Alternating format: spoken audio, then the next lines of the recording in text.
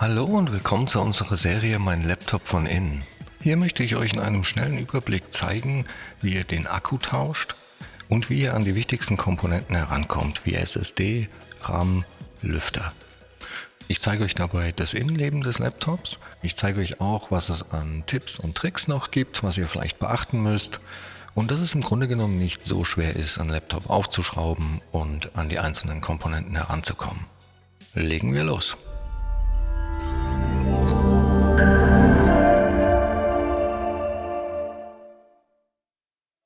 So, wir haben hier ein Huawei MateBook G15 und ich zeige euch auch gleich, wo ihr die genaue Modellnummer findet. Aber zuallererst trennen wir mal das Laptop vom Ladekabel. Die genaue Modellbezeichnung steht bei dem Gerät nicht direkt da drauf.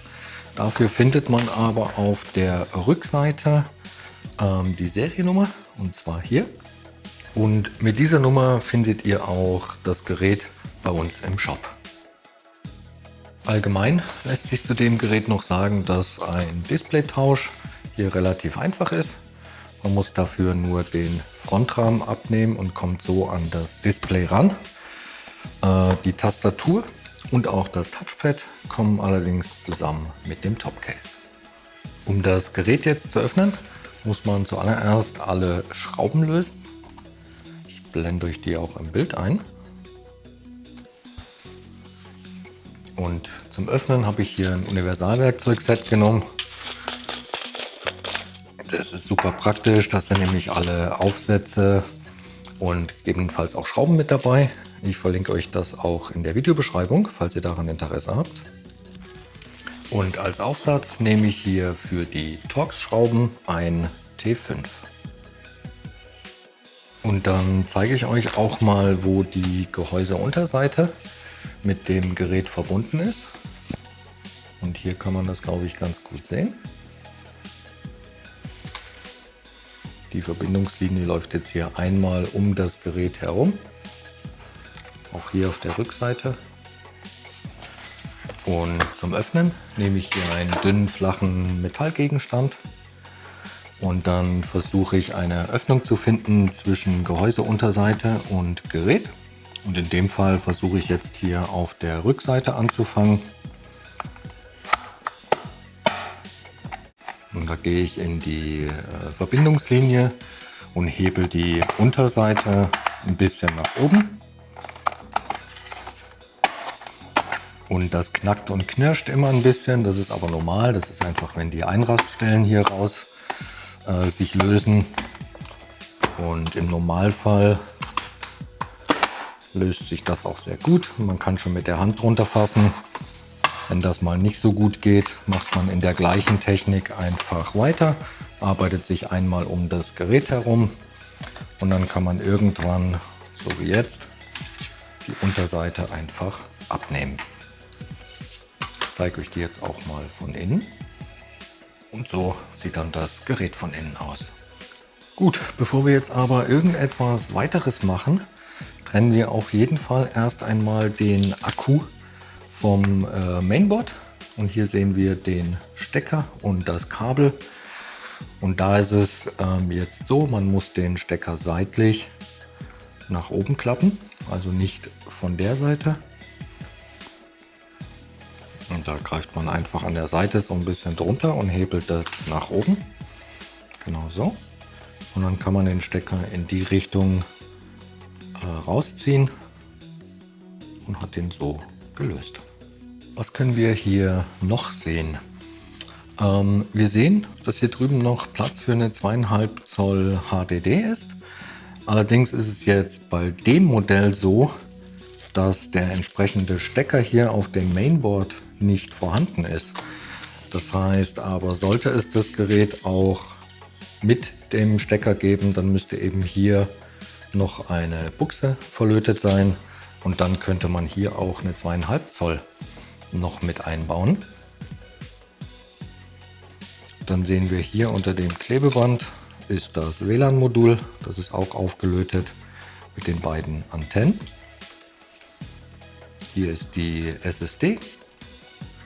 Der RAM ist bei diesem Gerät fest verlötet, das heißt, man kann den nicht erweitern und auch nicht austauschen. Ja, und hier sehen wir jetzt noch den Lüfter und den Heatsink, der die CPU und GPU kühlt. Um den Akku auszubauen, muss man diese 3 Schrauben lösen. Die eine hier ist auch noch unter so einer kleinen, so einem kleinen Kleber. Und dafür müssen wir jetzt auch den Aufsatz wechseln, weil das sind ganz normale Kreuzschrauben. Und dafür nehmen wir dann ein PH0.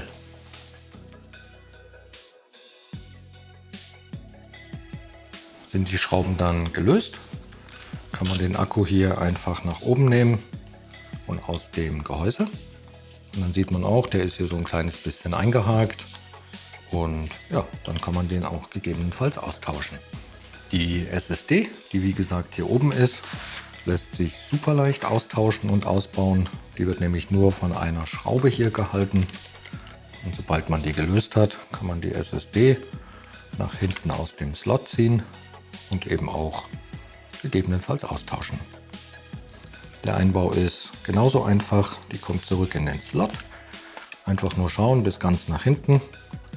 Dann wird sie wieder verschraubt. Und ja, so schnell geht das. Den Lüfter kann man bei diesem Gerät übrigens auch einzeln tauschen. Und da ist es so, das ist hier auch so ein bisschen unter dieser Abdeckung versteckt. Die kann man aber einfach abziehen. Dann wird der Lüfter von diesen Schrauben hier gehalten. Und man muss auch das Lüfterkabel trennen. Das läuft in dem Fall jetzt hier lang. Und da ist es so, die Kabel hier sind wirklich sehr dünn, da würde ich also gar nicht direkt dran ziehen. Da würde ich eher versuchen, den Stecker seitlich zu greifen. Der hat so kleine Ausbuchtungen an der Seite und dann nach hinten hin einfach rauszuziehen. Und beim Rausnehmen muss man hier einfach nur schauen, die ganzen Kabel, die hier drumherum laufen, die muss man vorher noch rausfädeln. Das geht aber im Normalfall auch super einfach. Die sind hier nur ein bisschen durchgeführt. Und dann kann man den Lüfter, den man hier jetzt sieht, einfach aus dem Gerät nehmen. Beim Wiederverbinden natürlich auch schauen, dass die Kabel auch da wieder in der Führung sitzen. Und ja, die gehen immer einfach einmal oben, einmal unten herum. Da einfach wieder einfädeln. Und dann wird der Lüfter hier vorne so ganz leicht unter den Heatsink geschoben. Ja, und dann legt man den einfach wieder auf die Gewinde drauf und kann den verschrauben. Und hier noch ein Tipp, je nachdem das Lüfterkabel, je nachdem wie das geliefert wird, wie rum das ist, man kann auf der einen Seite hier die Kontakte sehen von dem Stecker. Und die zeigen jetzt in dem Fall nach oben, wenn man den wieder verbindet. Und da einfach nur schauen, dass der Stecker wieder richtig drin sitzt. Also bis ganz nach hinten reinschieben. So sieht das dann aus. Und dann muss man den Lüfter nur noch wieder verschrauben. Und ja, also insgesamt ziemlich einfach bei dem Gerät.